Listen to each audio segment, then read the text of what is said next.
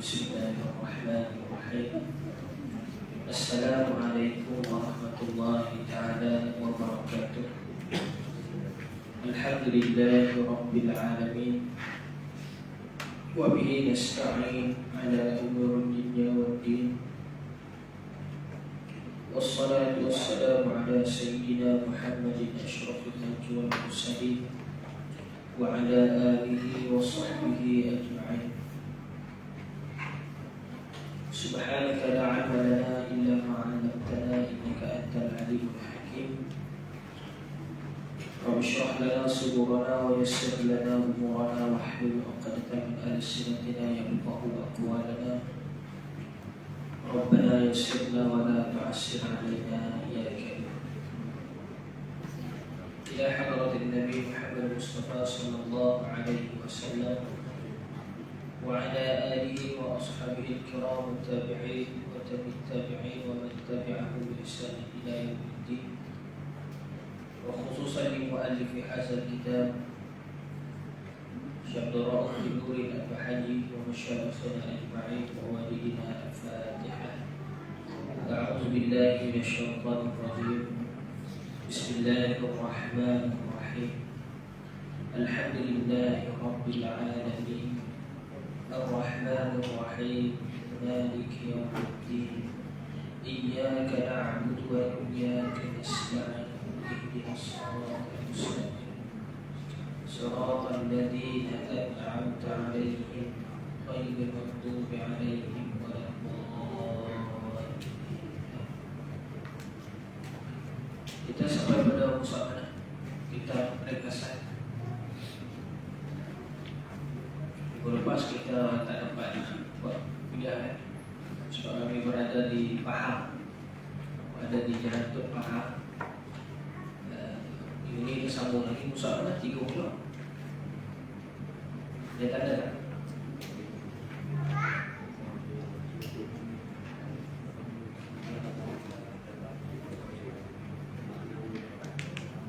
Sifat mana maknawiyah? Sifat maknawiyah Usul 36. Betul? Baik. Kesambung pada usulan yang ke-36 berkenaan dengan perbahasan sifat ma'nawiyah. Kata malam hafizahullah ta'ala, sifat ma'nawiyah ini perbahasan yang keempat dalam perbahasan sifat 20. Yaitu perbahasan sifat ma'nawiyah, sifat yang terbangsa kepada ma'ani, itu ada sifat ma'nawiyah. Seperti mana kita faham sifat ma'ani sebelum ini kita syarah bahawa sifat ma'ani itu ialah sifat yang memang wujud pada zat, yang mana sifat tersebut mewajibkan sesuatu hukum. Mana suatu hukum ni kita faham function dia. Dia ada dia punya function, tujuan. Contohnya kalau kita sebut sifat ma'ani kudrah, ertinya berkuasa. Kuasa Allah Ta'ala itu dia menunjukkan kepada bahawa Allah Ta'ala itu dia berhak menciptakan atau tidak menciptakan sesuatu. Kuasa Allah Ta'ala itu berkuasa. Berkuasanya Allah Ta'ala itu pada menciptakan atau tidak menciptakan sesuatu. Adapun iradat, Allah Ta'ala berkehendak. Berkehendak itu maksud dia apa? Mentaksiskan. Dia panggil ta'aluk taksis. Ta'aluk taksis ni maksudnya begini: perkara yang diciptakan tersebut, bagaimana dia punya rupa bentuknya, bagaimana dia punya saiznya, bagaimana warnanya, bagaimana sifatnya makhluk tersebut. Jadi Allah Ta'ala berkehendak ke atas perkara itu. Dia taksiskan jantan ke betina ke laki ke perempuan atau taksis. Kalau kudrah, dia ta'aluk ijad. Ijad di makna dia mengadakan, ataupun ta'aluk adam, iaitu tiada mengadakan. Ta'aluk mengadakan ataupun tak mengadakan. Mana tidak menciptakan lah. Itu makna kudrah. Itu dipanggil aujabat selaku hukman. Ini kita ulang sikit sifat ma'ani itu. Boleh buka surat 34. Kita ulang sikit. Sebab sifat maknawiyah yang kita nak bahas pada malam ni, dia ada kaitan dengan sifat ma'ani. Dia ada kaitan. Yang penting kita ambil dulu pada bab sifat ma'ani ni, kita faham dulu, maka kita akan dapatlah sifat maknawiyah tu. Ilmu dia dipanggil ta'aluk inkishaf. Aujabat lahu hukman. Boleh kita tambahlah, tambah ilmu, tambah maklumat pada malam ni. Cerita pasal ta'aluk. Apa makna ta'aluk ni? Ta'aluk ni bahasa kita sebut fungsi. Fungsi. Yang disebut tadi aujabat lahu hukman tu, sifat ma'ani tu kan. Sifat ma'ani tu ialah sifat yang qa'imah bi mahallin aujabat lahu hukman. Tiap-tiap sifat yang berdiri pada zat yang mewajibkan hukum. Mewajibkan hukum makna apa? Function dia. Kalau futrah tadi, function dia apa? Ta'aluk ijad, iaitu mengadakan atau tidak mengadakan, menciptakan atau tidak menciptakan. Itu futrah. Adapun iradah, dia ta'aluk taksis.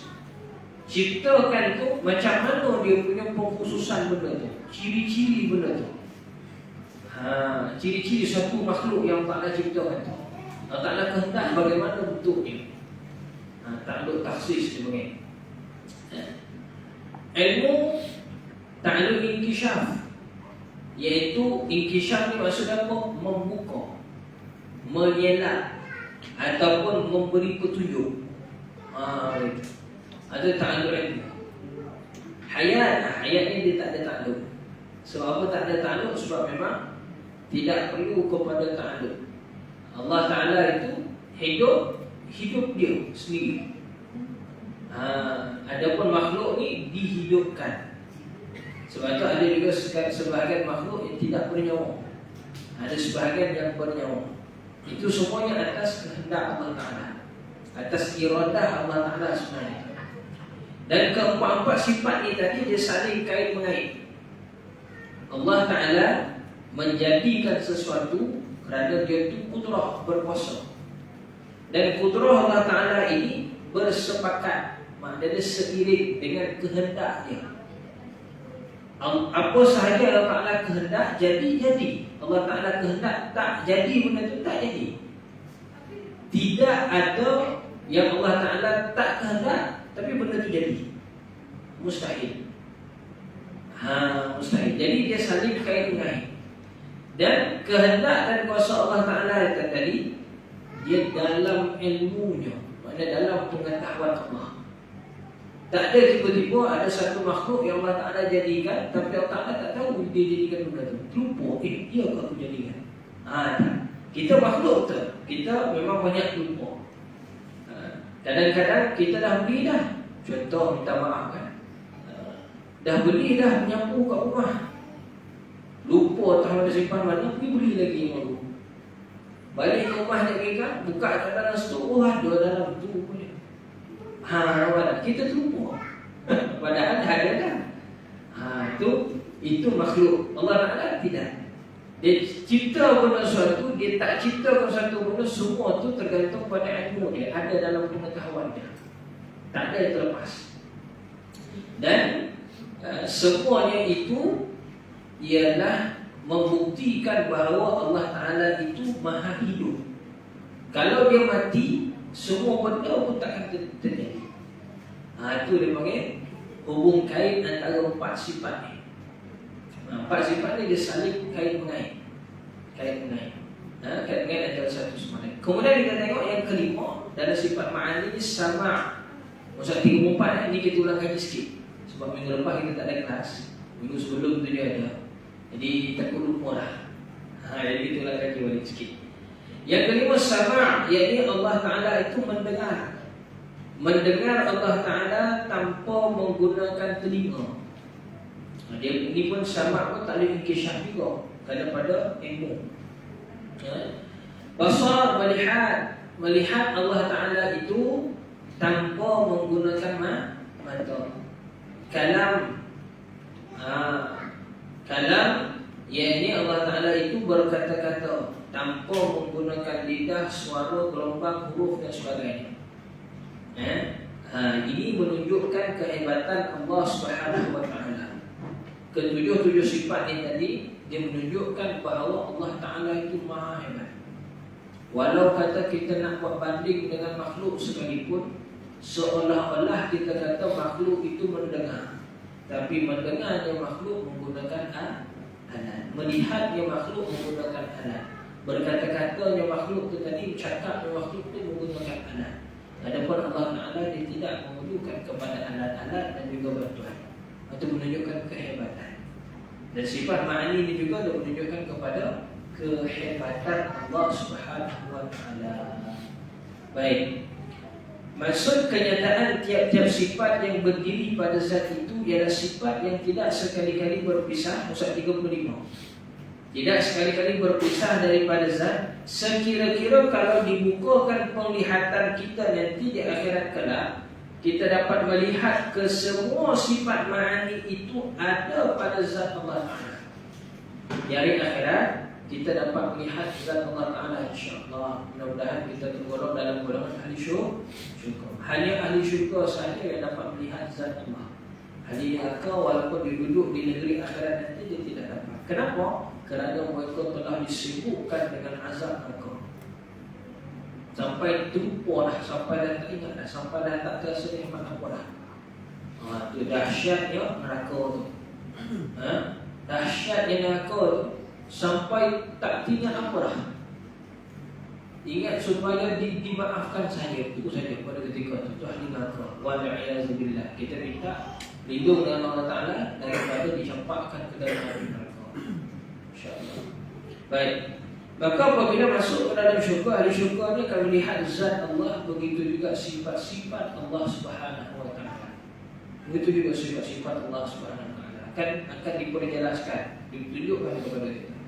Cuma perlu diingat, saya sebut sini, bahawa ma'ani Allah Ta'ala adalah layak dengan kebesarannya, berbeza sama sekali dengan ma'ani makhluk. Baru ni saya di jalan terfaham, adalah berjumpa dengan beberapa orang sahabat, yang mana sahabat salah seorang ini bila kita bersembang tu rupanya dapat kita faham lah. Dia tak sebut, tapi dapat kita faham bahawa dia menolak sifat 20 ni. Dan dia membawa analogi, kalau kamu, ini dia sebut lah, kalau kamu boleh terima Allah Ta'ala itu mendengar dengan yang selayak baginya, kenapa kamu tak boleh terima Allah Ta'ala itu bersemayam dengan yang selayak baginya? Soalan dia. Maka kita jawab balik, adakah dalam Quran itu sebut bersemayam? Di jawapan saya masa itu lah, saya tanya balas pertanyaan balas pada dia. Sedang masa itu tengah makan tu, tengah minum petang lah, tak silap. Free, waktu free dah sikit minum petang tu sebab dah rehat sikit kan petang tu. Nak siap-siap nak solat maghrib ya. Petang dalam pukul 5 lebih. Nah, pukul 7 baru masuk surau balik semula. Baru masuk dewan untuk buat program. Jadi minggu itu panjang sikit masa ada. So siap-siap. Berlakulah. Mula-mula tu biasa je borak biasa. Lepas tu tiba di suruh tu dia pun mula nak menjujur-jujur kan. Jadi kita menjujur dia balik. Macam tu lah cerita. Bukan bergaduh, tidak. Menyatakan perbincangan. Mungkin dia salah faham. Jadi kita betulkan. Mungkin kita ni salah memahami apa yang dia faham. Dia tak salah faham rupanya, tapi kita rasa dia salah faham. Jadi dalam ni kita bincang maksud tu. Jadi dia menjawab, saya jawab pada dia, Ustaz, kalau Ustaz kata begitu, beginilah, dalam Quran ada ke sebut perkataan bersama? Tak ada. Yang ada dalam Quran istawa. Istawa ni dia ada 15 maksud. Seperti perkataan tu, maksud yang sinonim dengan dia, yang seerti dengan dia ada 15 perkataan. Sebahagian daripada makna yang 15 ni tadi layak bagi Allah Ta'ala, sebahagian tak layak bagi Allah Ta'ala.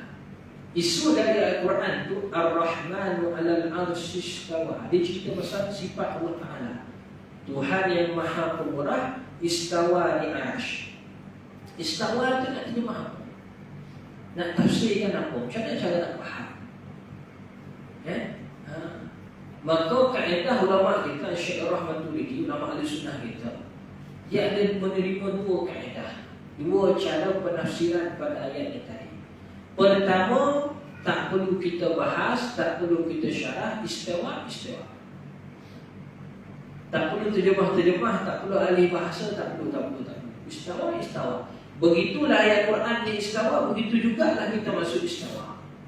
Tak ada terjemah tak. Itu kaedah yang pertama. Boleh juga pakai dan paling selamat. Namir bukan majalah kita lalu ya, seperti mana datang begitu macam tu je lah. Tak perlu kita nak bahas sebab ayat yang tadi dia ayat mutasyabihat. Kalau kita faham banyak-banyak sekali pun kita sendiri pening. Itu. Tambah pula kalau bahasa Arab tak strong, lagi masalah. Begitu. Baik.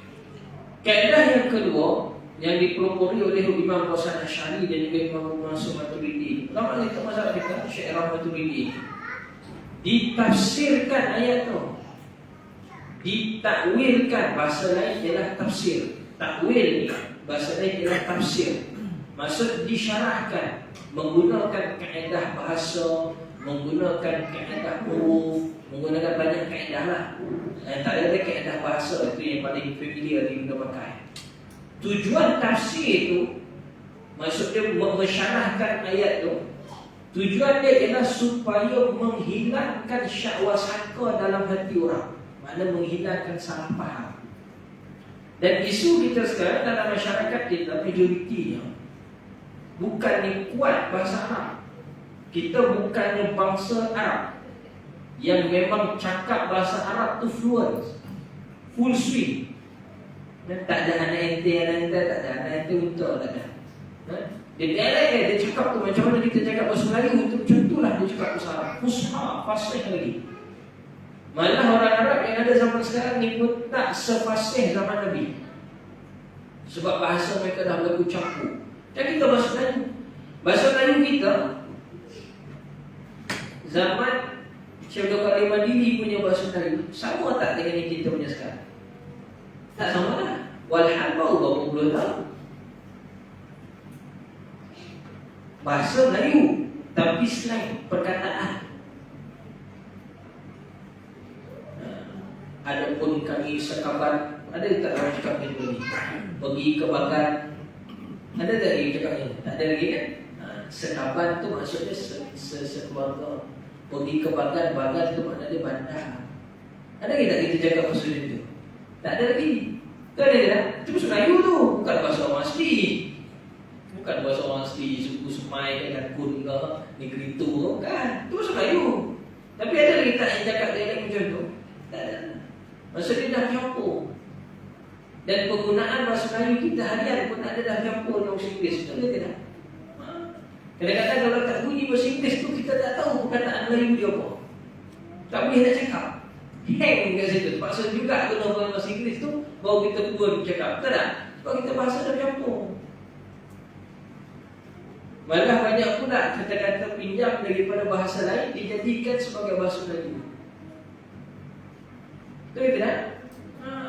Begitu. Baik, tak apalah tu. Kita tak faham kat situ. Jadi pada ketika tu kami bahas dengan dia. Jadi rasa Ustaz sebenarnya nak tolak takwil ke ataupun Ustaz nak macam mana? Dia kata kerana tak terima takwil baik. Takwil ni dia ada dua.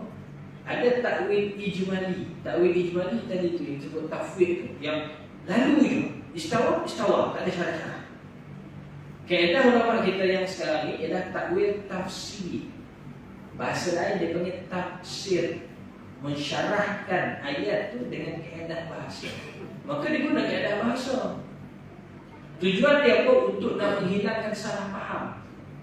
Bila istawa tu, ada orang dah dakwa itu ialah dengan makna bersemayam, maka kita kena jawab. Wajib kena takwil di situ. Istawa tu bukan dengan makna bersemayam. Istawa itu dengan makna qahara, iaitu menguasai. Ar-Rahmanu 'alal 'arsy istawa, Tuhan yang Maha Pemurah, yakni Allah Taala menguasai arasy. Betul tak? Ada berlaku lagi tak pening-pening kalau kita terima macam tu? Tak ada. Tapi kalau kita sebut Tuhan yang Maha Pemurah bersemayam di atas arasy, orang akan tanya, bersemayam itu apa? Betul tak? Bila dibuka dalam kamus bahasa Melayu, sebab bersemayam itu bukan masalah. Bersemayam itu bersemayam.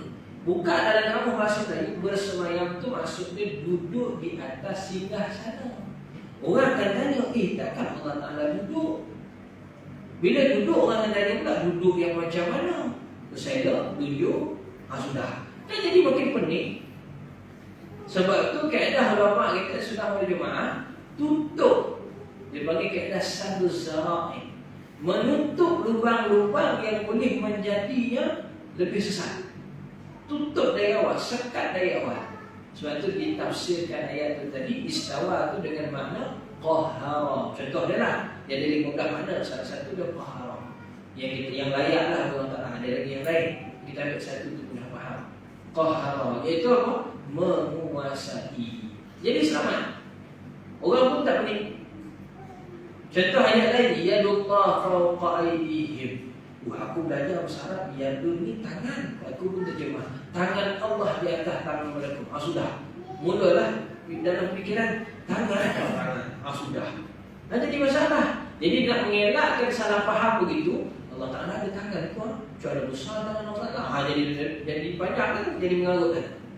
Jadi kita potong dari awal. Lama kita potong dari awal. Yadullah fawqa aydihim bukan dengan makna tangan Allah, tetapi kekuasaan Allah. Kerana tangan ni dia ada perlambangannya. Dia bukan dengan makna zahir ini, tapi dengan makna yang tersirat. Bukan tersurat, tersirat. Contoh, kau dalam genggaman aku. Ada orang tu dalam ni? Tak kan? Ada orang tu duduk dalam tangan ni? Tak. Maksudnya apa? Orang tu dalam kekuasaan, dalam pemerintahan. Aku kawan kau, begitu. Sebab aku buat contoh begitu lah. Kan bahasa mereka macam tu, betul tak? Jadi yadullah fawqa aydihim, kekuasaan Allah, kehebatan Allah lebih hebat daripada kehebatan mereka orang kafir. Betul kan?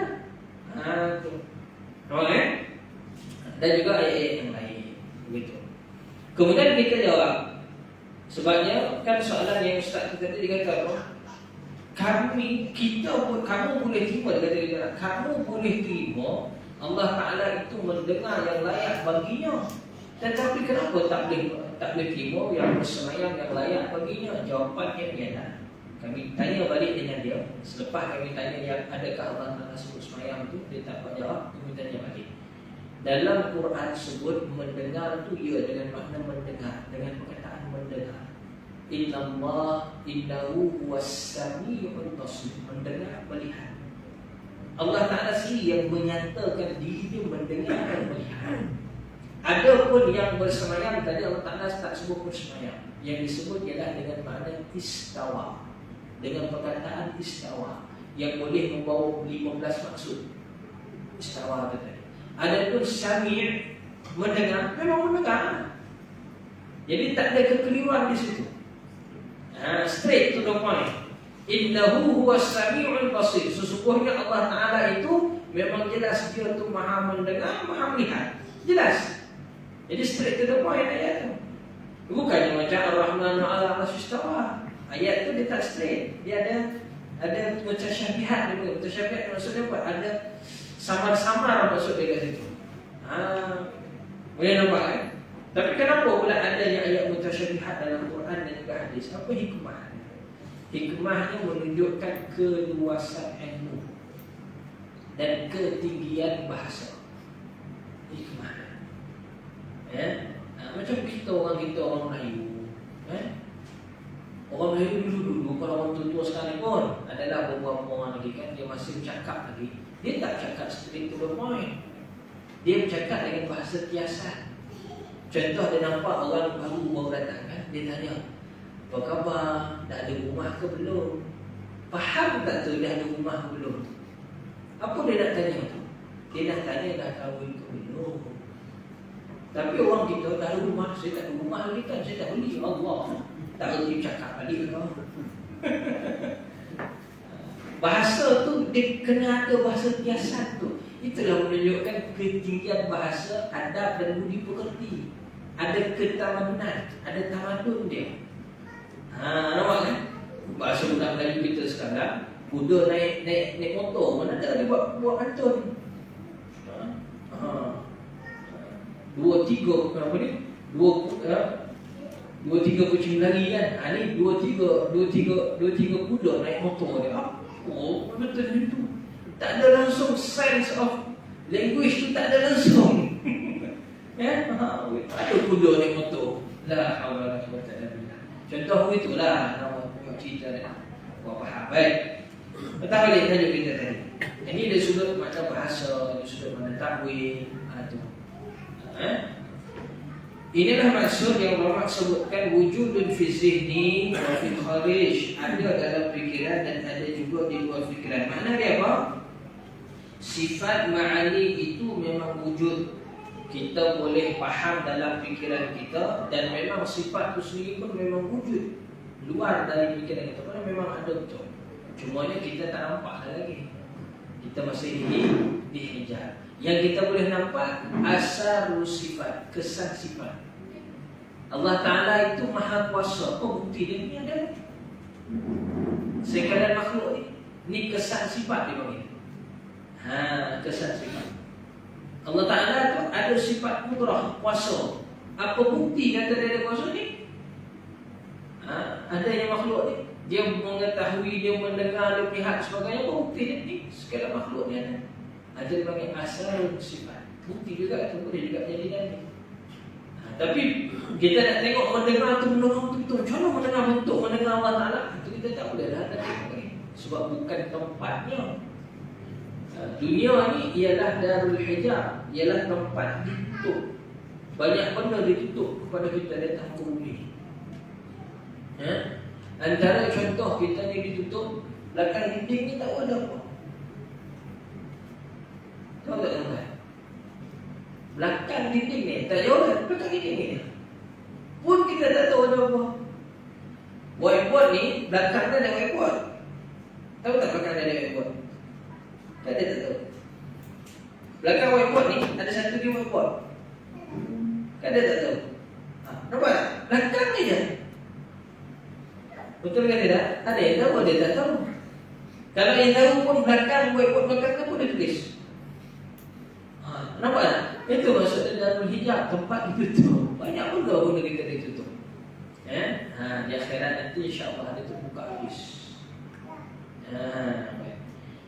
Maksud yang disebut yang mewajibkan hukum ialah bila mana kita menetapkan Allah Ta'ala itu mempunyai segala sifat ma'ani, maka tetaplah pula dia mempunyai segala sifat yang lain, iaitu sifat ma'nawiyah. Ini begitu maksud ma'nawiyah ni.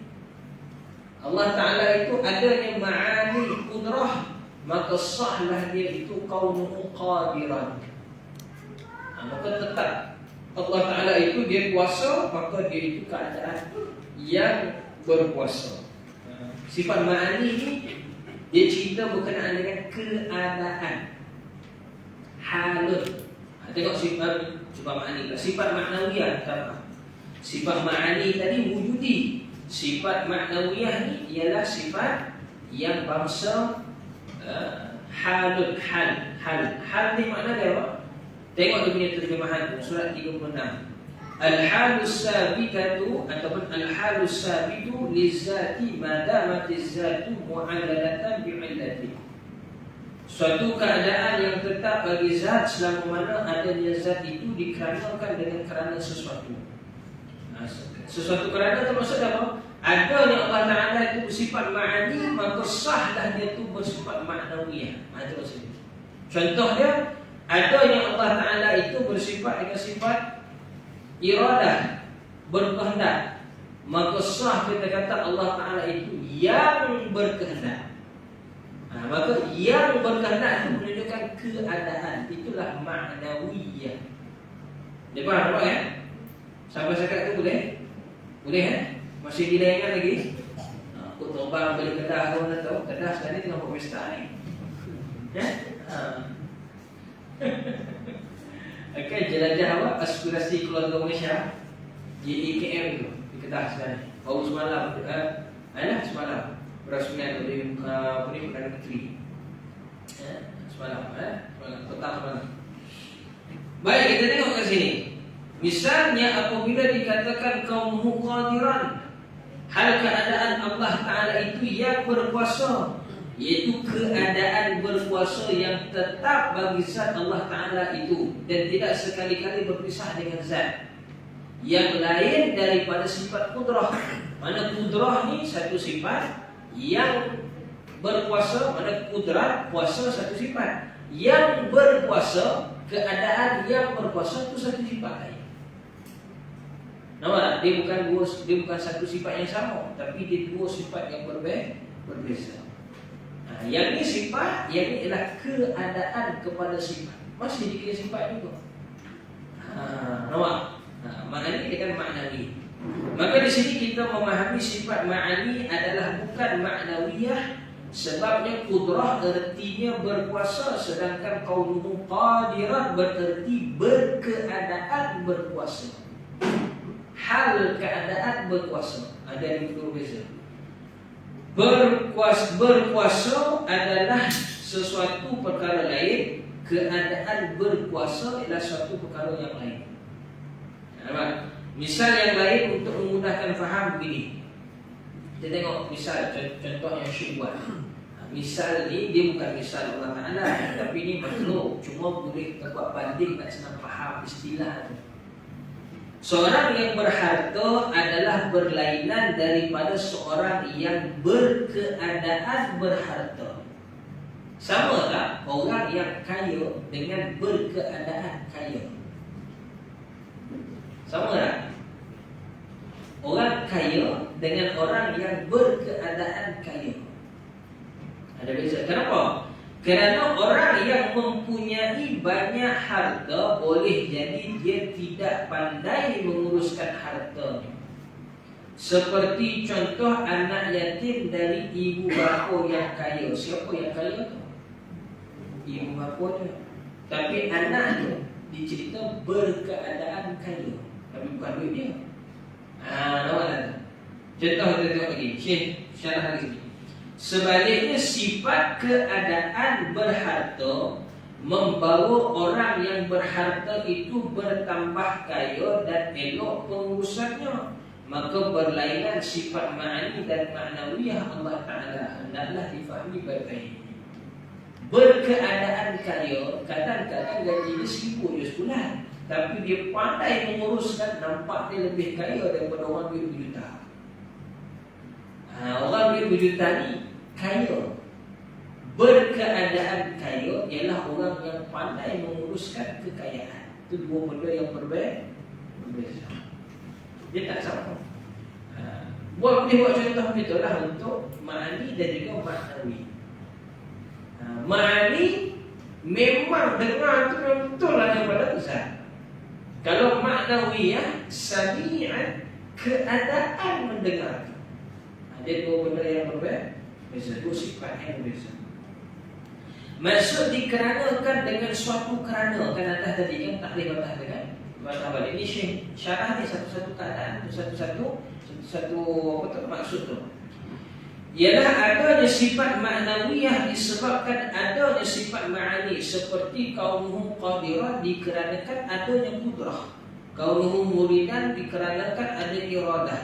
Tetapi perlu diingat, maksud kerana atau sebab di sini bukan bermakna ilat bagi ma'lul. Ilat bagi ma'lul ni apa? Ada sebab musabab, bukan dengan sebab musabab. Kerana kalau Allah Ta'ala itu kudrah, maka dia qadirat. Kalau dia tak kudrah, maka tak qadirat. Tak tahu, bukan macam tu. Yang saya dah sebut sini bukan ada sebab musabab, bukan ada sebab hasil, bukan begitu. Bukan ilat ma'lul. Ilat ma'lul itu sebab musabab, sama dia maksudnya. Istilahnya sama, perkataannya sama, maksudnya sama. Maksudnya kudrah dengan qadirat dia bukan saling memberi kesan, tetapi dia adalah dua sifat yang berbeza. Begitu. Sekira-kira memberi kesan yang putus pada kewujudan ma'ani bagi ma'nawiyah dengan kata lain, sehingga jika sekiranya tiada sifat ma'ani, pasti tiada sifat ma'nawiyah, maka itu adalah salah. Ma'ani satu sifat, ma'nawiyah satu sifat. Cuma kita dari segi undang-undang kan, bila dia ada ma'ani, maka adalah ma'nawiyah. Tapi tak semestinya kalau tak ada ma'ani, ma'nawiyah tak ada. Contoh, kita buat contoh pada sudut maksud manusia. Ada manusia ni, seorang budak umur dia 10 tahun. Begitu ya? 10 tahun. Bila dia pakai suit bola, siap-siap jersey, semua siap pakai kasut bola, masuk dekat dalam padang, kita panggil dia pemain bola. Maka pemain bola tu ialah dia punya sifat ma'ani. Memang sifat yang tu ada pada zat dia, pada jisim dia tu. Jisim dia budak 10 tahun, pakai kasut bola, pakai baju jersey, semua siap. Betul? Jadi kita panggil dia pemain bola. Bila dia bermain bola, kita panggil dia yang bermain bola. Kan seperti itu kan? Budak 10 tahun di dalam padang itulah yang bermain bola. Maksudnya apa? Kalau bila dia main bola, baru kita panggil dia yang bermain bola. Kalau dia tak main bola, kita panggil dia pemain saja. Tak semesti dia main bola lagi. Boleh jadi dia simpanan. Betul tak? Tapi bila dia main sepak bola tu, tangkap bola, kita panggil dia yang bermain. Jadi keadaan yang berbeza, sifat yang berbeza. Nampak saya contoh ni? Ambil lagi tukang kayu. Tukang kayu. Bila dia ambil kayu tu tadi, dia potong kayu tu, kita panggil dia apa? Yang menukang kayu.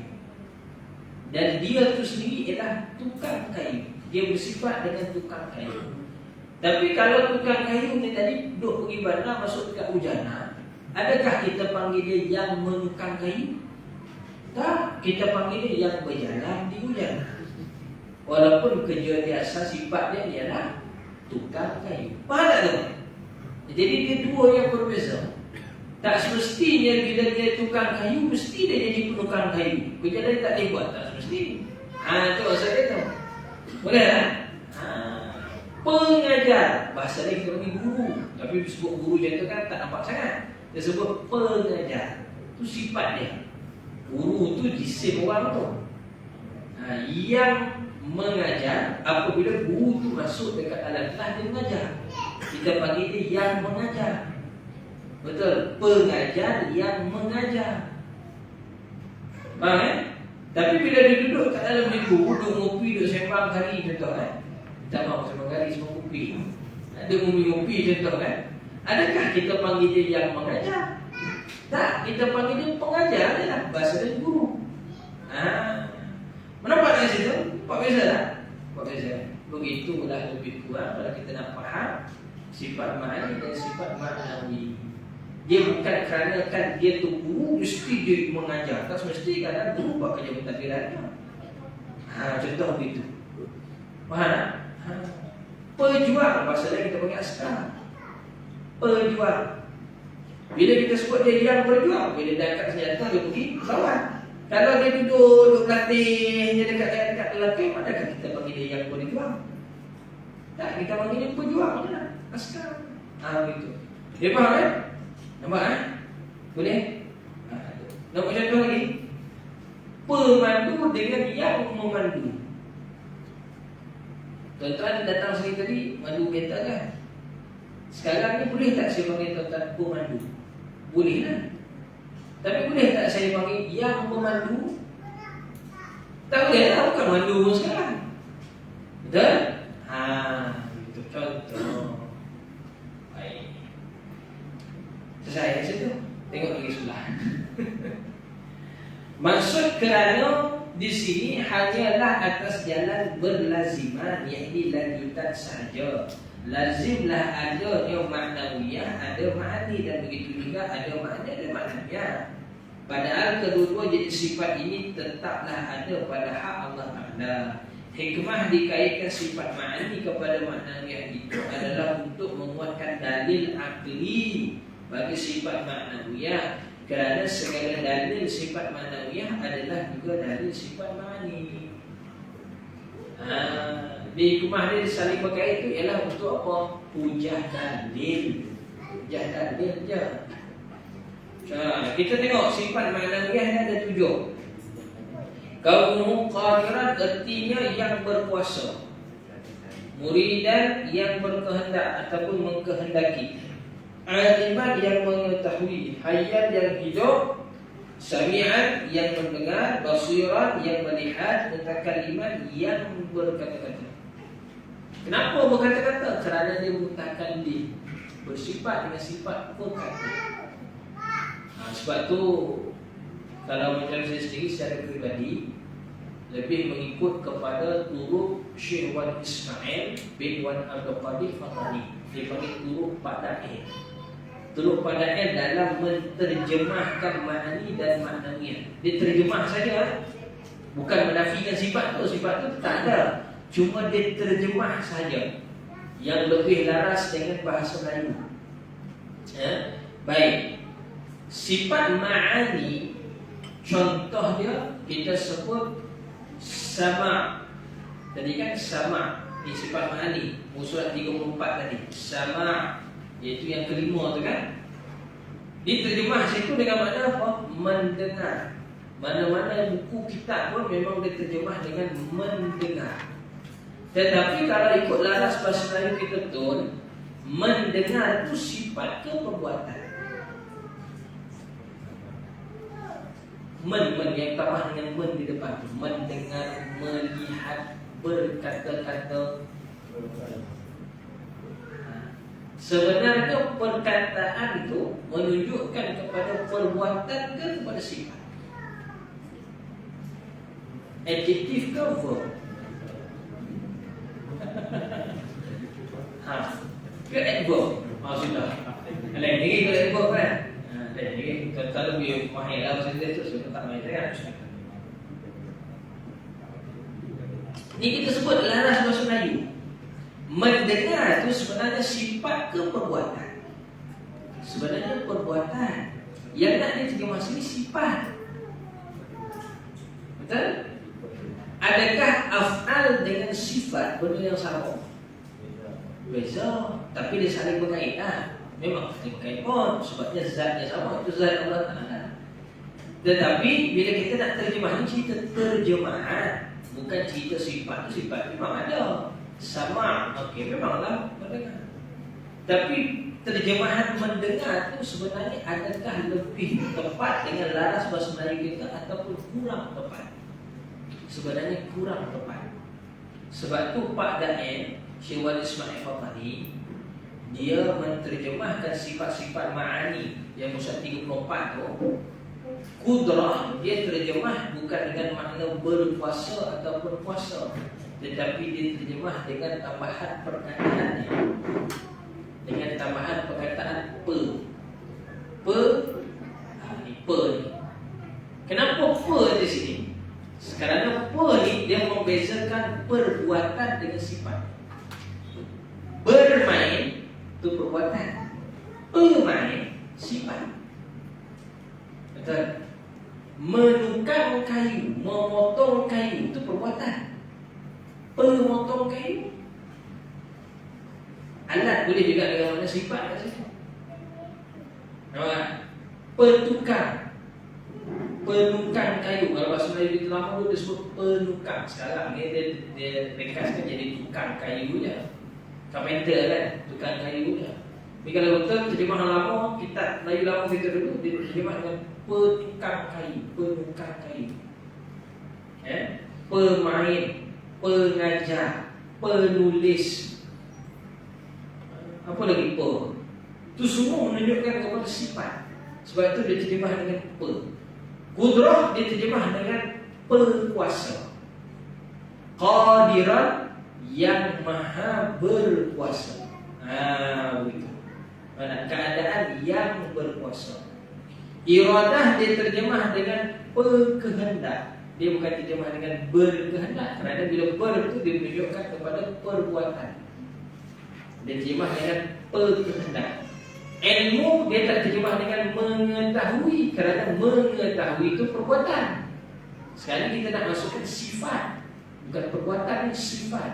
Jadi dia terjemah dengan petahu. Hayat dia terjemah dengan pehidup. Boleh juga dengan makna hidup, tak apa dah.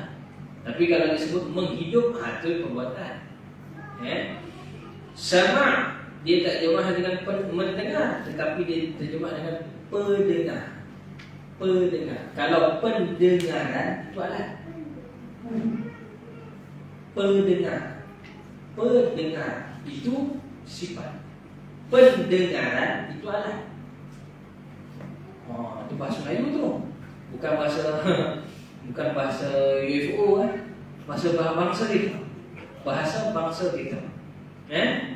Jadi zaman kita sekarang ni pun, orang Melayu sendiri pun dah tak ada dah ciri-ciri identiti Melayu. Identiti bangsa ni dikira daripada mana? Pertama bahasa. Yang kedua dia panggil culture, cara hidup.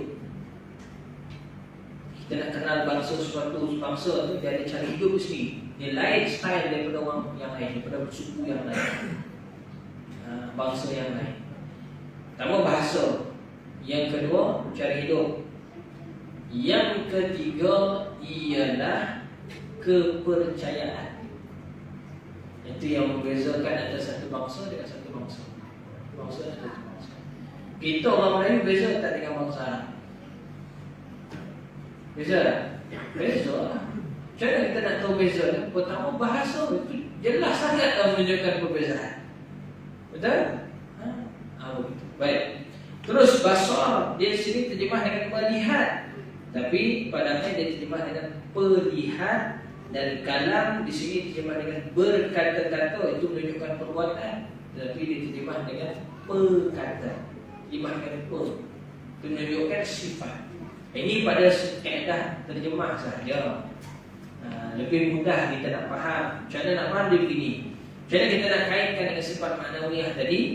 Allah Ta'ala itu yang berkata-kata. Kenapa? Kerana dia bersifat perkata. Itu pun kaitkan. Kenapa kita kata Allah Ta'ala itu yang berkata-kata? Kerana dia bersifat perkata. Yang berkata-kata itu maknawiyah, keadaan. Kenapa dia keadaan yang berkata-kata? Itu sifat maknawiyah tu. Kerana dia perkata. Itu makna. Dia hubung kait begitu. Boleh? Jelas nampak kan? Alhamdulillah. Cukup sampai sekarang. Habis. Selepas ni nanti kita masuk pada bab dalil. Bab dalil dari sifat. Dari sifat-sifat ni InsyaAllah. Kita buka kitab Safinatun Najah. Ada soalan dalam live? Katanya yang mendengar live tu, kalau ada nak tanya soalan dan sebagainya, boleh tulislah kat ruang komen tu. Kalau nak tanya face to face kena hadir dalam kelas lah. Okey, kita sampai yang belajar kita sampai yang mana?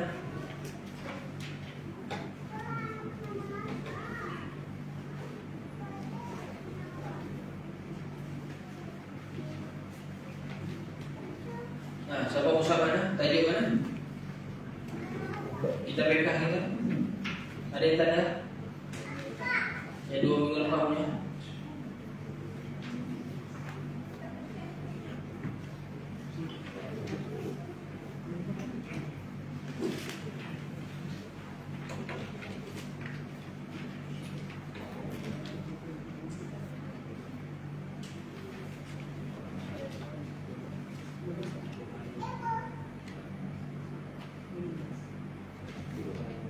Fardu mandi dah belum? Rukun mandi. Ha? Cakap. Sudah. Ada. Kita masuk mana ni? 16. Baik. Kalau perkara batal wudu. Insya-Allah juga ada bahan ni. Yang itu kan? Itu kan? Baik, bismillahirrahmanirrahim. Kata pengarang rahimahullahu ta'ala wa nafa'ana bi'ulumihi fid dharaini amin ya rabbal alamin. Kata Syekh Salim bin Abdullah Al-Hadrami di dalam kitab ini, kitab Safinatul Najah, sampailah pada pasal yang membicarakan berkenaan dengan perkara-perkara yang membatalkan wudu. Membatalkan wudu di mana dia merosakkan wudu kita tu. Wudu kita jadi rosak. Mana kita ambil tadi? Mana membatalkan tu? Kalau orang tanya batal tu apa makna batal? Sajalah orang uji gitu. Kita faham biasa kita guna batal tak sah. Kita mengata batal tak sah. Ya ke batal tu tak sah? Sudah. Saja ialah orang nak uji. Jadi kita jawab ini, batal tu ialah yang merosakkan, mencacatkan sesuatu benda tu tadi. Itu batal. Boleh juga dengan terjemahan begitu. Itu kalau batal wudu ni apa? Kata pengarang, nawaqidul wudu'i arba'atu asya'a. Kalau yang membatalkan wudu ini ada 4 kalau membatalkan wudu. Ini dalam mazhab kita Syafi'i ya. Mazhab lain mungkin ada tambahan lagi. Mazhab kita Syafi'i 4. Dan 4 ni tadi dia ada satu bab yang berbeza dengan mazhab lain. Satu nanti kita sebut. Jadi khilaf. Mazhab kita Syafi'i kata batal, mazhab lain kita tak batal. Ya. Tapi yang penting dalam mazhab kita Syafi'i 4 ni membatalkan wudu. Salah satu bila berlaku pada kita sedangkan kita ni wudu. Berlaku salah satu dari 4 ni tadi, maka wudu kita batal. Kita kena ambil balik. Pertama dia apa? Al-awwalu al-khariju min ahadis sabilaini min qubulin aw duburin rihun aw ghayruhu illa al-maniyya. Pertama, keluar sesuatu daripada 2 jalan. Keluar sesuatu daripada salah satu dari 2 jalan. Salah satu jalan. Apa dia 2 jalan yang tadi? Kubul atau dubur. Boleh ditambah di situ kubul atau dubur atau farash bagi perempuan. Jadi bagi perempuan dia bukan 2 jalan saja, 3. Ada 3 jalan, 3 saluran lah. Tapi yang umum dia manusia, tak kisah lelaki atau perempuan, dia akan ada kubul, ada dubur. Kubul tu apa? Kemaluan depan, tempat keluar air kambing. Yang kedua ialah dubur, kemaluan belakang, tempat keluar burian. Kalau yang laki-laki tak ada yang ni, orang perempuan saja ada, itu farash, saluran peranakan. Farash, faham Dia 3, orang perempuan 3. Sama, hukum yang sama. Hukum yang sama. Kalau keluar sesuatu daripada jalan ini tadi, tak kisah dari depan ke, dari belakang ke, dari farash ke, sama ada yang keluar tu dalam bentuk angin ataupun selain daripadanya. Biasa yang keluar dia ada 3 bentuk. Angin, bentuk cecair, bentuk kopajan. Dia salah satu 3 ni. Betul kan? Dia keluar daripada 2 jalan atau 3 jalan itu tadi, ada salah satu daripada 3 bentuk ni tadi. Tak kisah dia keluar apa bentuk sekalipun, maka keluar sahaja membatalkan wudu kita. Faham kan? Melainkan air mani. Air mani dia tidak membatalkan wudu, walaupun dia keluar daripada kemaluan. Kenapa? Jawapannya ialah pertama kerana dalil. Kerana dalil. Nabi dia ada dalil dia. Nabi menunaikan solat tanpa mengambil wudu. Sedangkan Nabi sudah keluar air mani. Itu ada riwayat hadis dia. Secara umumlah maksud hadis itu tadi. Nabi menunaikan solat, hanya Nabi mandi wajib saja. Sebabnya apa? Air mani ini mewajibkan mandi, tetapi tidak membatalkan wudu. Yang kedua, kerana air mani itu suci. Suci. Dia air yang suci. Tapi jangan pula biar bertepik topuk pula kat kain tu.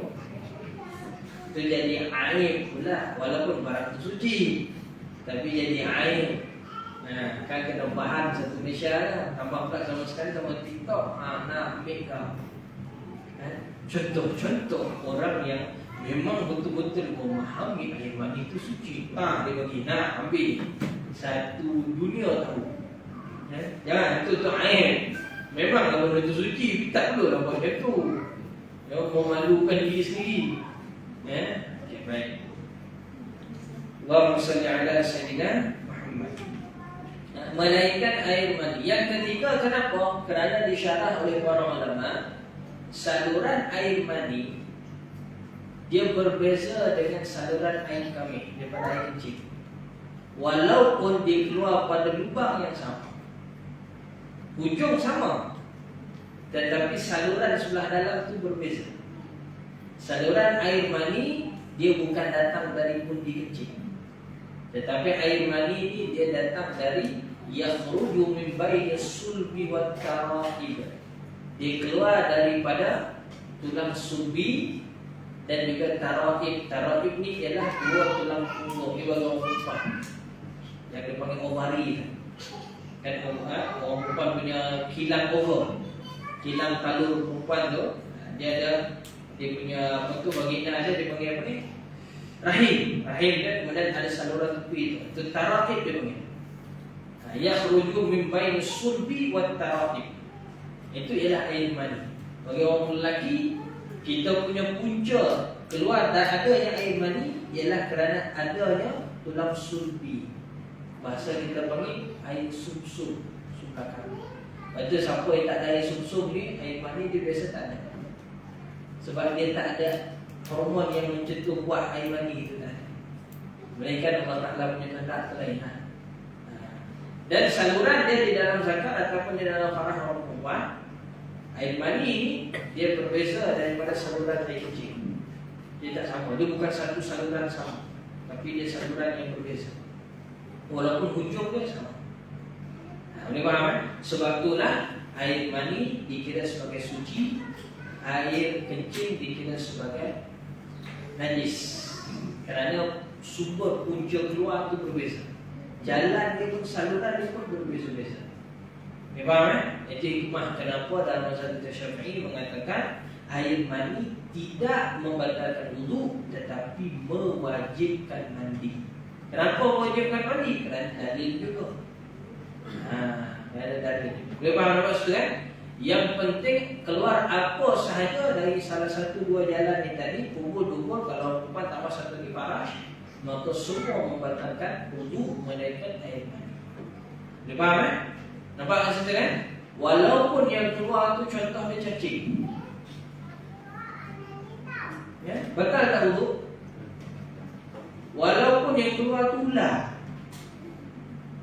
ayolah.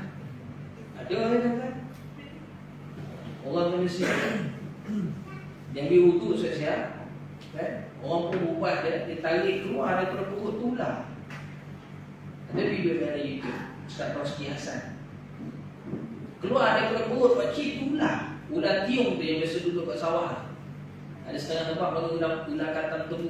Dia macam tebu, hitam kuning dia belah-belah.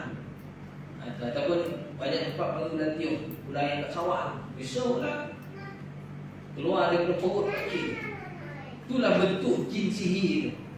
Itu bentuk ular. Dia keluar daripada mana? Daripada dubur pakcik. Jelas dalam video tu, koyak sikit keluar kan. Dia tarik, dia tak nampak lah yang dalam tu sensor. Tarik, tengok keluar ular. Batal tak wuduk kalau orang tu tadi ada wuduk sebelum daripada dia ubat tadi? Batal wuduk dia. Kenapa? Keluar sesuatu daripada dua jalan. Tak kira angin, tak kira cecair, tak kira pemajang. Yang sebut tadi, yang benda yang adi, yang kebiasaan, ataupun yang nadir, yang luar biasa. Boleh faham? Maka batal itu batal. Boleh? Jelas kan? Kita satu. Bagi kedua pula. Wasani yang kedua, zawalul aqli binaumin aw ghairihi illa nauma qa'idin mumakkinin maq'adatuhu minal ardi. Yang kedua, hilang akal. Mana dia hilang akal? Dia tak boleh fikir dah. Dan macam mana nak tahu orang tu hilang akal? Dia tak faham apa dia cakap. Dia tak ada akal. Kadang-kadang orang tu tak tidur pun. Tetapi bila kita cakap, dia dah tak faham. Itu maknanya tu hilang akal tu. Tapi itu bukan hilang akal membatalkan wudu, tidak. Ini kita cerita ni hilang akal yang membatalkan wudu, sama ada dengan sebab tidur atau sebagainya. Sebagainya contohnya apa? Dia jadi gila. Contohnya dia mabuk. Contohnya pitam. Contohnya kot dia kena koma, stroke, sebagainya, itu dia sedar boleh kan. Wuduk dia tadi adakah masih sah lagi? Batal. Sebab dah hilang akal lah. Hilang akal. Melainkan kalau dia tu tidur dalam keadaan duduk yang tetap papan punggungnya di atas permukaan bumi. Papan punggung ni mana? Satu ke dua? Dua. Ni punggung kita dengan dua ni. Kita duduk, kita duduk. Kan duduk. Mana yang kena pada kursi? Kita bagi papan punggung. Kalau kita duduk, kita tidur duduk, yang mana tetap dia tak terangkat satu ataupun tak terangkat dua-dua sekali. Mana dua-dua tu cecah ke bawah, cecah ke lantai atau cecah ke tempat duduk kita ni, bukan kursi sekalipun. Maka hukum dia, walau kita tidur tu, kalau kata ke lantai jenengah, tidur nyenyak semua pun, tapi tidur tu duduk. Sedangkan kita dalam keadaan ada wuduk, maka bila kita bangkit, wuduk kita masih sah. Kenapa? Kerana pada asasnya bila kita duduk gini, memang sukar angin tu mau keluar. Betul ke tak? Kan kalau kita tengah duduk macam ni, nak keluar angin macam mana pun mesti kena angkat sikit. Apa macam mana keadaan sekalipun mesti dia terangkat. Ataupun mungkin dia buah tahan sekalipun akan terangkat juga. Sebab memang Allah Ta'ala ciptakan begitu badan dia. Jadi kalau kita berwuduk, kemudian kita duduk, tidur dalam keadaan duduk, bukan bersandar. Sandar jadi punggung dah terangkat. Ataupun mengerek macam ni, mengerek. Ataupun tidur terlentang, ataupun tidur menyerap, itu confirm tak kena langsung punggung. Maka itu semua membatalkan wuduk. Melainkan kalau tidur yang tetap papan punggung. Jadi lepas ni kalau tengah berubah tu nak tidur, kena faham. Yang jari dinding kan, dia tidur tengah-tengah. Kalau dia tidur sangat penat sangat kan. Kalau cari dinding, cari tiang, dikhawatiri kita tidur tu tadi, papan punggung kita tu terangkat sebelah. Maka bila kita sedar, biasa sedar bila? Masa untuk bilang qamat, Allahu Akbar, Allahu Akbar, kita pun pergi solat, lupus, wuduk kita dah batal. Sebab papan punggung dah terangkat sebelah. Sama ada kita tidur macam ni, dia terangkat juga tu. Dia tak kena, dia tak fit. Ataupun kita sebelah ni, terangkat sebelah ni, ataupun sebelah ni, terangkat sebelah ni. Boleh faham itu hukum kena tahu juga. Bau tak jadi masalah. Tapi biasa kadang-kadang orang tidur tak sedar pasal kan, dia tak ingat dah. Dan biasanya kalau tidur dan duduk ni memang tak selesa pun. Tak nyenyak pun sebenarnya. Hanya dipanggil kalau bahasa Inggeris panggil napping, maknanya tidur seketika, melepaskan kepanasan yang ada dalam kepala tu dia. Tapi bagus-bagus dia napping, jangan tidur duduk kan. Bagus bagi sekejap. Boleh kalau tempat tu pun tak bagi, tak boleh nak bagi kan. Tak apalah, tidur duduk sesekali saja. Yang keduanya, bila tidur duduk, kita dah biasa duduk lama sebagainya kan, dia ada satu urat darah dekat punggung kita yang akan tersepit. Itu yang jadi kebas kaki, senang kebas kaki. Dan saya sendiri buat secara peribadi, kalau duduk di bawah, duduk saya cukup 10 minit. Biasanya tak lebih 10 minit memang confirm. Kaki kanan ni memang akan jadi jam. Itu first. Kalau lebih 20 minit, dulu kaki jadi jam. Tak apalah, itu nikmat Allah ada lagi kan. Tak apa. Sebab tu pindah-pindah dia ketika khutbah tu, kalau kita ni salah satu cara kita tak nak bagi tidur. Macam mana nak buat? Mula-mula tu mungkin kita duduk bersila. Bila rasa mengantuk, ubah tempat duduk, ubah posisi duduk. Bukan ubah tempat duduk kita beralih gitu kan. Posisi duduk kita tu. Mula-mula bersila, mungkin kita dah duduk simpuh pula lah. Tawaruk ke iftirah, itu berubah. Itulah skill sebenarnya kalau kita nak bertalaki berjam-jam dengan tubuh. Kalau kita duduk tu, kami talaki dengan para masyayikh dari jam 8 pagi sampai 3 petang duduk bawah. Agak-agak macam mana penat dia. Berapa jam? 9, 10, 11, 12, 1, 2, 3 7 jam, 8 jam lebih kurang. Tapi nak tahan tu, bukan duduk atas kursi, duduk bawah. Syekh duduk atas kursi, kita meja macam ni, kita duduk bawah. Dia tahan, mujahadah. Salah satu cara dia. Tapi tak nak nampak kita boleh balik sangat gelisah sangat. Ganggu pula benda Syekh, kita jaga dah. Jadi kita adik slow-slow sikit. Dengar sikit, adik. Dengar sikit, adik. Kan saya cakap tadi 10 minit kan. Lebih 10 minit memang takut. Ni krem tersemut ni. Pada awal cerita kita tadi, bahawa wuduk kita tu batal apabila hilang akal. Macam mana nak tahu orang tu dah tidur? Itu jawab. Macam mana kita nak tahu orang tu dah tidur? Adakah dengan dia pejam mata, oh tidur dah? Betul tak? Wahai ayah-ayah dan ibu-ibu sekarang, kita nak tahu anak kita tu, ni tidur ayam tu, macam mana kita beritahu?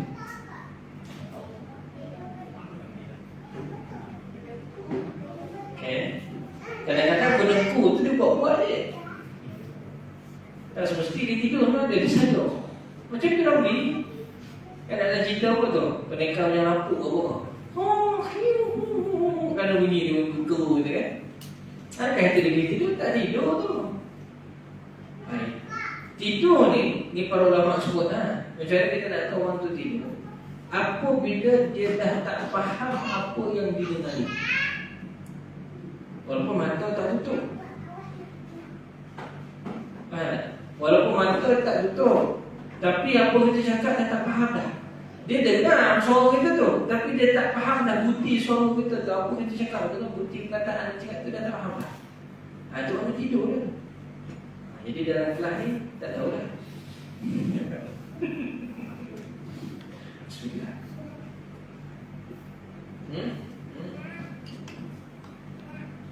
Itu tidur orang betul kan. Tak percaya balik dia tak kira. Manalah tahu Coach Sri banyak cerita lah. Besok dia tanya, apa ingat tak saya cakap solat? Tak tahu lah, tu mana dia tidur tu. Walaupun mata dia terbuka, tidur lah tu.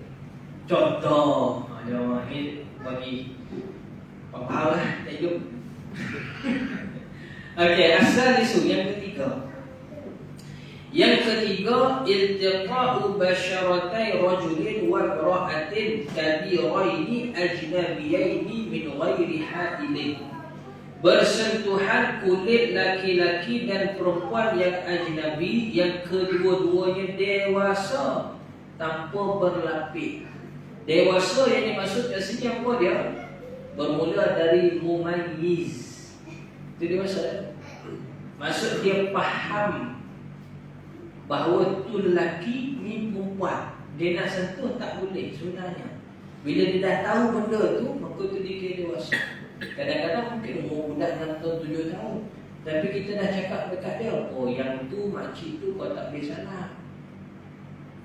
Lelaki perempuan tak boleh salam. Sebab apa? Sebabnya ini bukan dia kamu punya mahram. Bila kita cakap tu dia faham. Itu dewasa. Kadang-kadang umur 6 tahun pun dah faham dia. Betul tak? Bukan maksud dewasa tu mesti umur 60 tahun. Boleh faham kan? Bukan dengan maksud mesti umur 60 tahun pun dia kata dewasa. Dia faham hukum tu. Ni aurat, ni ajnabi, ni mahram. Dia faham dah. Walaupun mungkin umur dia 6 tahun, 7 tahun. Tapi kalau budak, Ustaz Dr. Macam tadi kan, dia tak faham semua orang. Walaupun dia perempuan, semua lelaki semua dia salam. Itu mana dia belum faham lagi. Jadi kalau kita ada wudu, kita sentuh dia salam, dia batal tak wudu? Tak batal. Budak umur 5 tahun, setahun, 2 tahun, 3 tahun, mungkin baby lagi contoh kan. Jangan kita kata, saya tak boleh ni, batal wudu saya. Salah tu. Betul dia ialah dewasa yang memahami apa itu aurat, apa itu boleh dengan apa itu tak boleh, apa itu ajnabi, apa itu mahram. Maka itu dia panggil dewasa. Dia tahu mana betul, mana salah. Itu dewasa. Baik. Yang dikata batal ni ialah menyentuh kulit ke kulit, skin to skin. Maka daya disebut skin to skin. Kulit ke kulit. Lelaki dan perempuan yang ajnabi. Ajnabi ni maksudnya yang boleh berkahwin. Kalau lelaki dengan lelaki berkahwin juga tak boleh kan? Jadi kalau kita ada wudu, kita salam dengan orang yang lelaki walaupun dia berperangai macam perempuan. Batal tak wudu kita?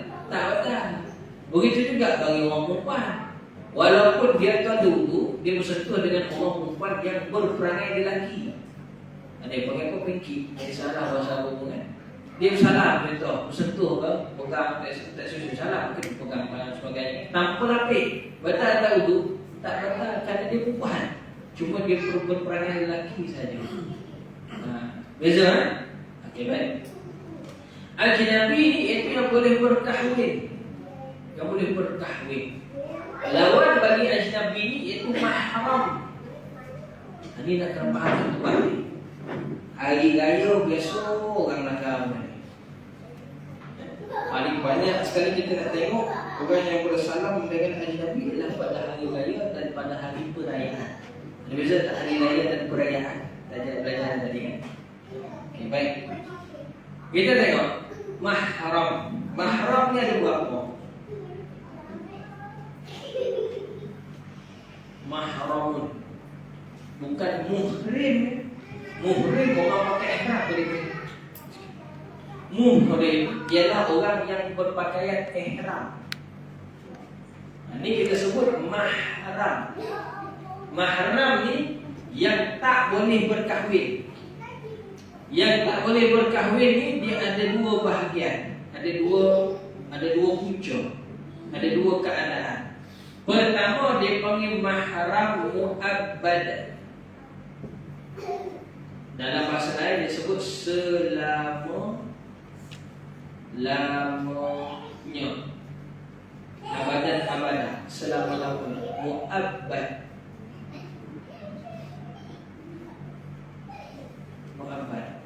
Yang kedua dipanggil muaqqad.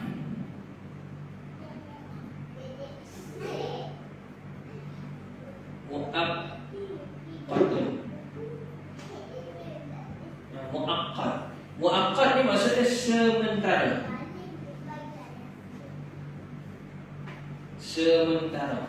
Sementara ni dia ada sebabnya. Dia ada punca dia. Bila dia macam ni, maka dia sementara aja dia mahram. Kalau dah habis dah punca tu, maka dia jadi kembali kepada ajnabi. Tengok kan? Mahram yang muabbad dia ada 3 sebab. Kenapa boleh jadi mahram selama-lamanya? Pertama dengan sebab nasab. Nasabun. Bahasa lain nasab ni keturunan. Ada hubungan darah daging. Baik, sama ada kandung dipanggil si ibu sebapa, ataupun sebapa bapa sama mak lain-lain, atau seibu mak sama bapa lain-lain, masih dipanggil sebagai nasab. Adapun tiri, ini masalah. Tiri ni maksudnya apa? Mak bapa lain-lain dengan mak bapa lain-lain, tapi mak dengan bapa kahwin, itu dia jadi tiri. Tapi ramai orang faham apa dia? Kadang-kadang adik-beradik sebapa pun dia kata tak adik-beradik tiri. Kadang-kadang adik-beradik satu mak pun dia panggil adik-beradik tiri. Pada bapa lain dia kata itu. Tak tahu, itu seibu. Kalau mak sama. Kalau bapa sama, sebapa. Mak dia lain. Dia tu anak pada isteri pertama, aku ni anak pada isteri kedua, contoh. Bapa kami sama, jadi sebapa. Tu boleh terima tu waris tu. Boleh terima tu pusaka. Tapi ada sebab ada jalan lain, jadi tak ada yang menghalang. Nasab. Yang kedua dengan sebab musaharah.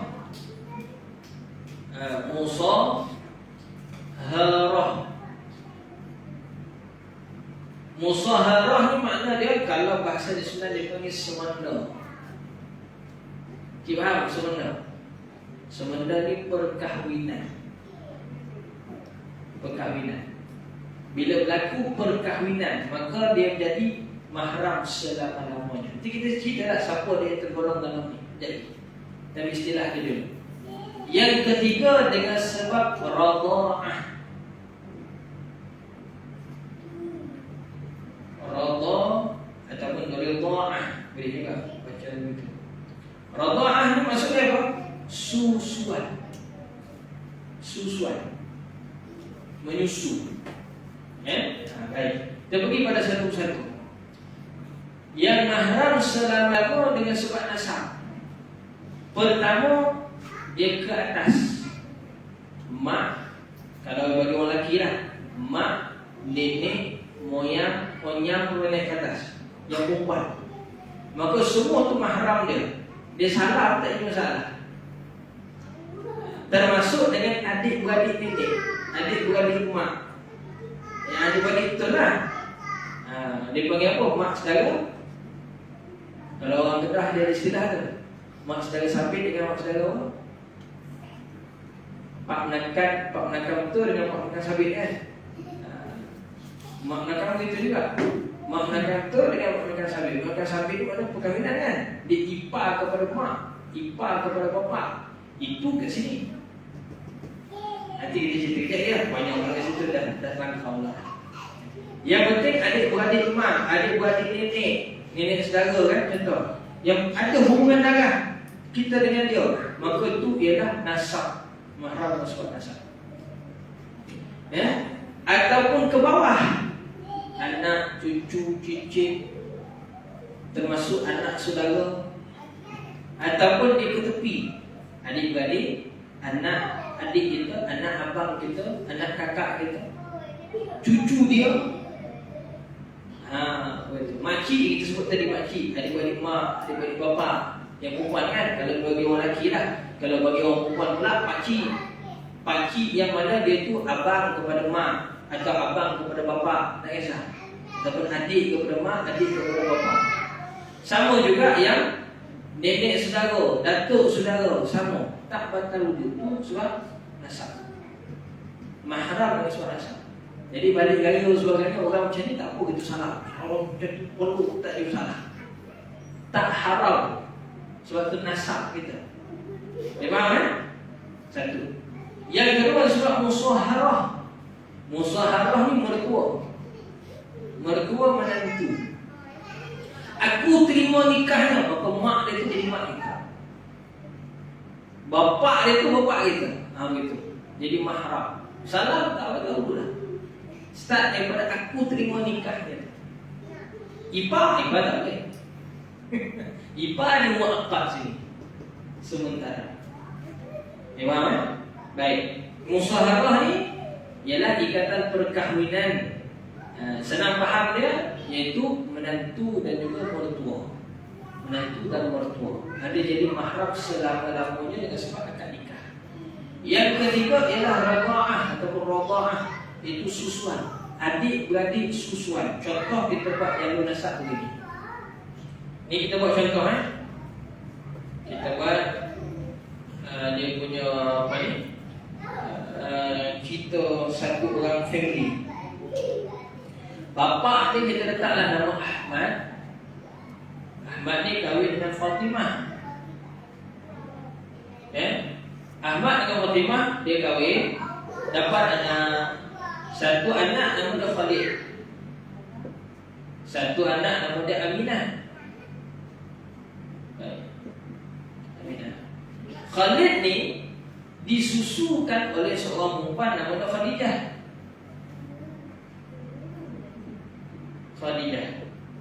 Khadijah ni dia ada suami.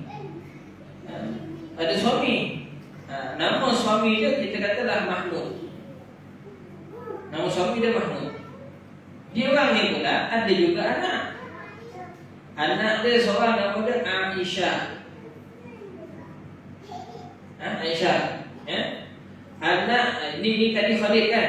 Khalid dia menyusu dengan Khadijah. Baik. Ini susuan Rabah susuan. Aisyah ni dia ada adik lelaki. Adik lelaki ni kita sebutlah nama-nama tak buah.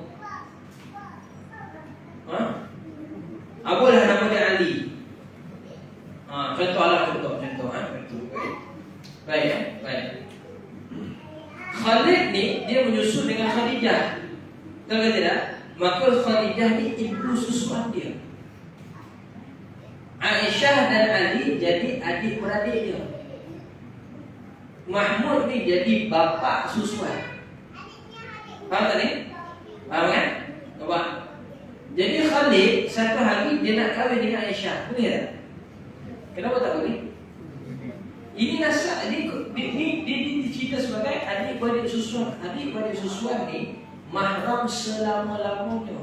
Mati hidup 10 kali pun tetap tu adik-beradik. Sebab tu dalam hadis Islam kata sama suku tak boleh kahwin. Punca cerita dia ialah sebab dalam satu kampung tu bila lahir anak dia akan hantar ke ibu susuan. Ibu susuan dalam sekampung tu ditetapkan ada 5-6 orang je.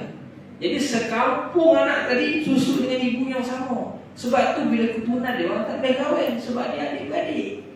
Adik-beradik susuan. Itu dia panggil dalam Islam adik-beradik, dia panggil sama suku tak boleh kahwin. Itu sunnah maksud dia tu. Sebab berpunca dari susuan ni. Itu dulu, sekarang tak ada dah jauh sangat. Itu asal adat tu. Baik. Tak ada cerita yang tu, itu cerita yang dia boleh semua. Satu ketika Aminah ni nak kahwin dengan Ali. Boleh tak? Kenapa boleh? Sebab bukan dia yang masuk dalam keluarga ni. Yang masuk dalam keluarga ni hanya Khalid. Dia faham kan? Faham kan? Okay, terus kita tutup cerita kat sini. Okay. Ambil satu lagi contoh. Khalid ni tadi kan susu dengan Khadijah. Aminah ni dipinang oleh Mahmud. Boleh tak dia kahwin?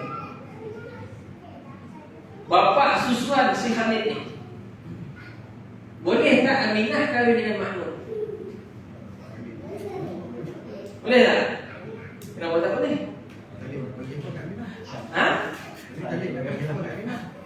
Macam mana? Dia bukan kilo panggil apa.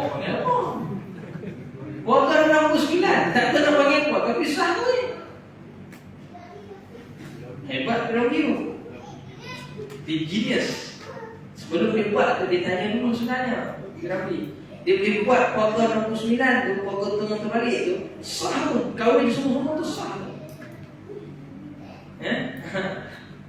Tapi tak boleh nak patah balik. Kalau kau tak jadi keluarga 69 tu, okey, bapa kena beli kereta apa?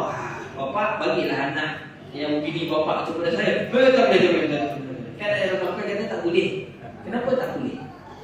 Sebab anak diharamkan kahwin janda bapa. Itu ada dalam Quran. Sebab tak ada topik janda tak boleh. Jadi keluarga yang kena buat tu betul. Tapi kalau buat patah balik, tak boleh. Dia kakak macam tu je. Jin ni sama dengan jin ni. Aminah boleh tak kahwin dengan Mahmud? Boleh. Siapa kata dia bernasab? Dia tak ada nasab.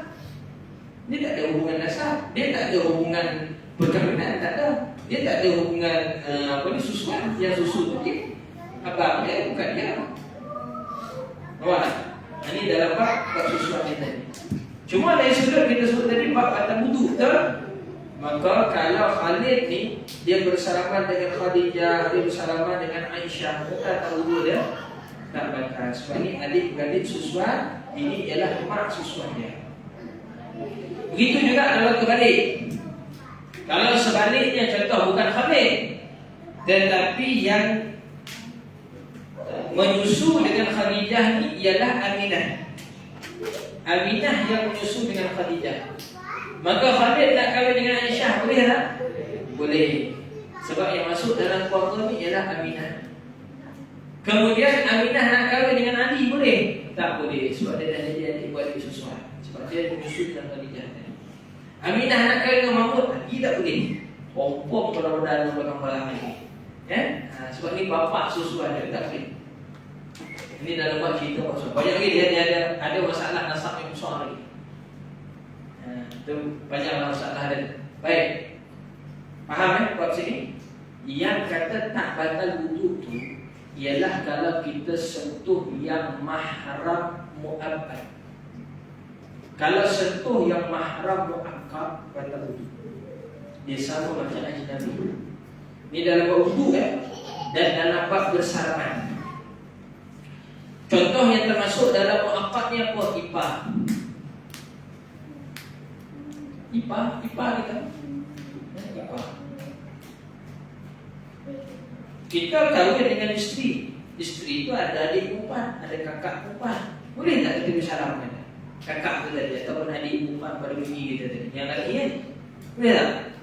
Tak boleh. Yang perempuan kahwin dengan seorang lelaki. Lelaki ni tadi, suami ni tadi, ada apa? Ada adik lelaki. Kita balik gaya, kita bersalah. Tak maaf ya. Betul ke salah? Salah. Haram di situ. Tak boleh. Mahram mu'akkad tak boleh. Mahram mu'akkad kita tak boleh sentuh. Begitu juga ipar kepada bapa kita, ipar kepada mak kita. Kita panggil pak nakan sabit ataupun mak nakan sabit. Mak nakan yang masuk dalam keluarga. Dia bukan asal adik-beradik, tapi dia ipar. Begitu juga nenek ipar atau datuk ipar. Mana isteri kepada atuk kita. Minta maaf, adik-beradik kepada ipar lah. Sebenarnya kita maksud ipar lah. Bukannya yang ada hubungan kait dengan dia. Contoh makcik kita, bapa kita ada seorang adik. Adik itu lelaki, kita panggil pakcik lah. Pakcik ni tadi kahwin dengan seorang perempuan orang luar. Jadi dia itu merupakan ipar kepada bapa kita, betul? Bapa kita pun tak boleh salam dengan pakcik itu, kita lagi dah tak boleh. Sekira katalah adik bapa kita tadi, pakcik ni tadi bercerai dengan isteri dia tu. Habis tempoh iddah, bapa kita nak kahwin dengan dia, boleh tak? Boleh. Itu dia panggil mu'akkad. Sementara ada akad pernikahan. Kalau putus lah, putus tu dua cara lah. Sama ada cerai hidup atau cerai mati. Atau kita nak kahwin dengan pakcik tu, contoh, boleh tak?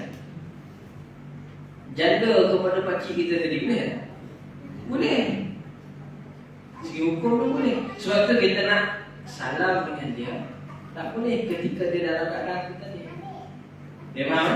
Dan membatalkan wudu, dia batalkan wudu. Bukan untuk saya, isteri kita ataupun suami kita sendiri, kita ada wudu, salam dengan dia, sentuh. Kadang-kadang salam, sentuh tanpa lapik, batal tak wudu? Batal. Kenapa? Tu boleh kahwin. Kan suami isteri boleh kahwin kan? Boleh faham kan? Nampak sudah? Jelas? Jadi hukum tu banyaklah kita bincang sekali di situ. Bukan sekadar buat wuduk je, bab salam, bab sentuh, bab aurat, sama juga. Itu masuk situ. Balik raya mau minta maaf kan? Minta maaf sebut dekat rumah besar tu kan, rumah adat atau rumah kampung, rumah pusaka gitu kan. Bergelimpangan semua. Sepupu, antara lagi termasuk dekat dalam ni mahram muakkad ni, iaitu sepupu. Tapi sepupu lebih tepat lagi kita sebut memang ajnabi betul lah. Sepupu kita dikawin tak? Kita dikawin tak dengan sepupu kita? Boleh. 2 pupu lagi dah boleh. 10 pupu, itu lagi tahu. Lagi boleh. Contoh. Okey, baik. Dan yang terakhir kita tengok situ ar-rabi', massu qubulil adami aw halqati duburihi bi batni rahati aw butunil asabi'i, menyentuh zakar anak Adam atau bulatan duburnya dengan tapak tangan atau tapak segala jari. Batal wudu kita kalau kita menyentuh kemaluan anak Adam, sama ada kubur atau bubur, menggunakan telapak tangan sebelah dalam ni. Mana dia macam mana cara nak itu bersentuh bini. Tekupkan bini mana yang bersentuh, mana yang terkena. Itu dipanggil batni, sebelah dalam. Maka tapak tangan sebelah dalam ni kalau kita sentuh kemaluan, dia jadi batal kalau kita ada wudu. Begitu juga kita ada wudu, anak kita buang air. Contoh buang air besar, kita nak cebok dia kan, kita nak cuci lah. Kita pun cuci pakai bare hand je, tangan kosong. Kita pun cuci. Wudu kita batal tak? Batal sebab kita sentuh kemaluan, menggunakan tapak tangan kita sebelah dalam ni. Melainkan kalau kita putar pakai belakang, tapi pusing. Contoh itulah. Kalau nak juga, contoh nak terdesak sangat kan, bolehlah berlapis. Ambil dah lapis kain ke, misal tangan berkah ke apa, betul tak apa? Tak membatalkan.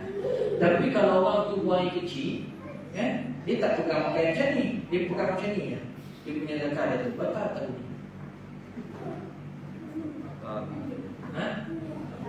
Betul tak? Tak batal. Dia buang air kecil, dia pegang macam ni. Dia bukan pegang pakai tapak tangan, dia bukan pakai belakang. Batal tak betul? Batal. Batal lah, dah kecil lah. Alhamdulillah, quwwata illa billah. Keluar sesuatu daripada dua jalan, batal lah wudu. Betul nombor satu tadi. Saja dia dah kenal lah. Boleh faham tak tu proses yang tadi tu? Boleh faham kan?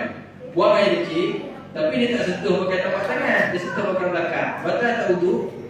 Batal lah sebab keluar air kecil, bukan sebab sentuh tu. Saja dia nak test. Ada juga dia kena. Dah Allah kuasa bila. Sebab tu dan ini pengajaran, bukan saja nak kena tidak. Pengajaran. Dalam bab hukum fiqh ni memang kita dah belajar. Kita dah master pun, dapat ijazah pun, contoh dapat PhD pun dalam bab fiqh ni.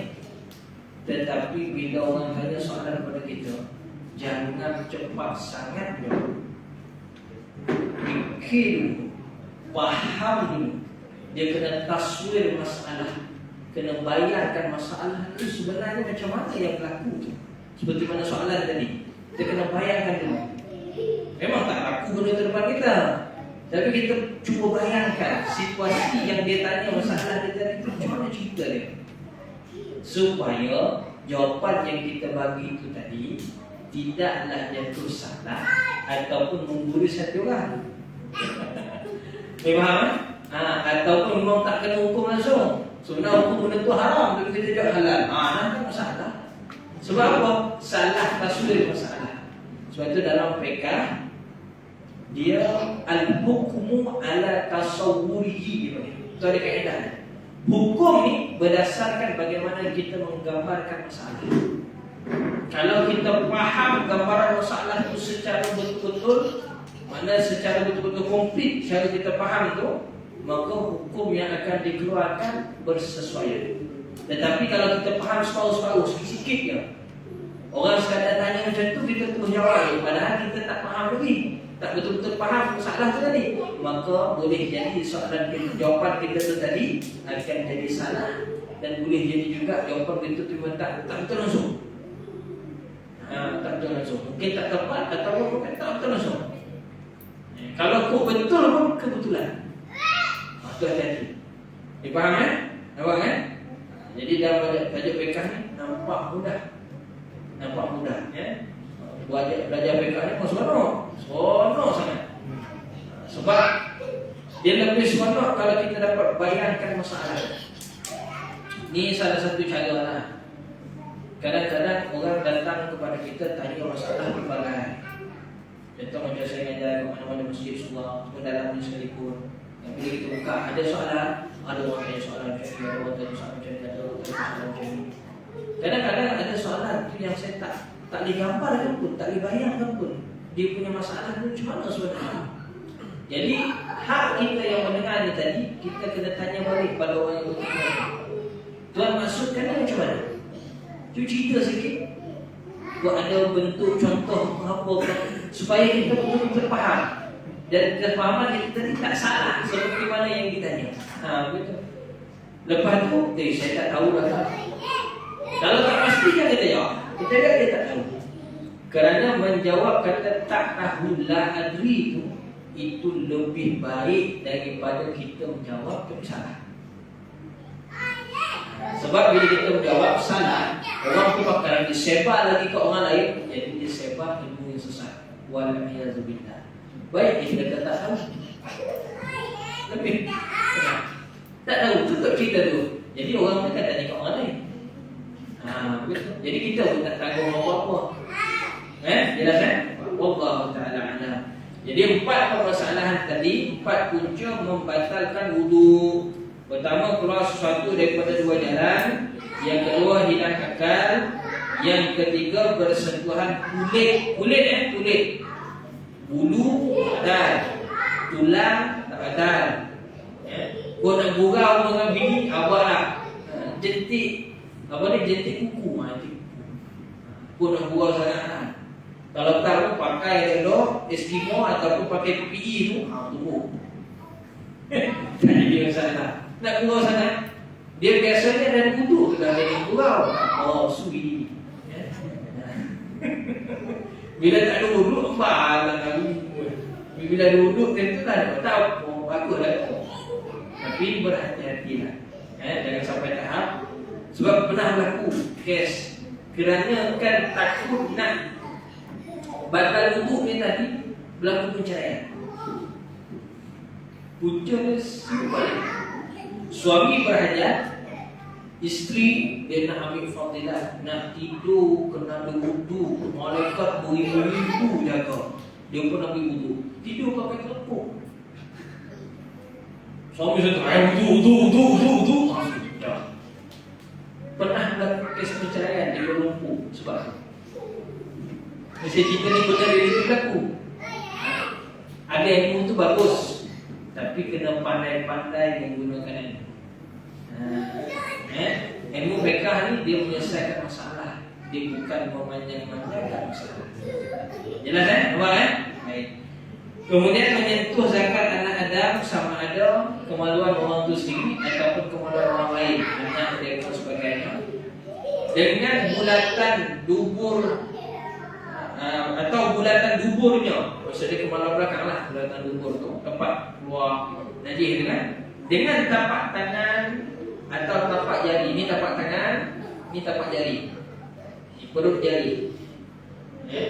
Senang dia bila kita sentuh ni, mana yang bersentuh, itulah dipanggil batni, tapak sebelah dalam. Belakang dipanggil zahri. Selain itu zahri. Kalau yang macam ni, yang tengah ni tak kena kan. Bila kita sentuh macam ni, pertemuan jari ni ada kena tak? Kena tak kat sini? Tak kena. Jadi ini dipanggil zahri. Tak. Dipaham kan? Wallahu ta'ala a'lamu bis-shawab. Jagalah. Asal cukup soalan saja. Ada apa soalan?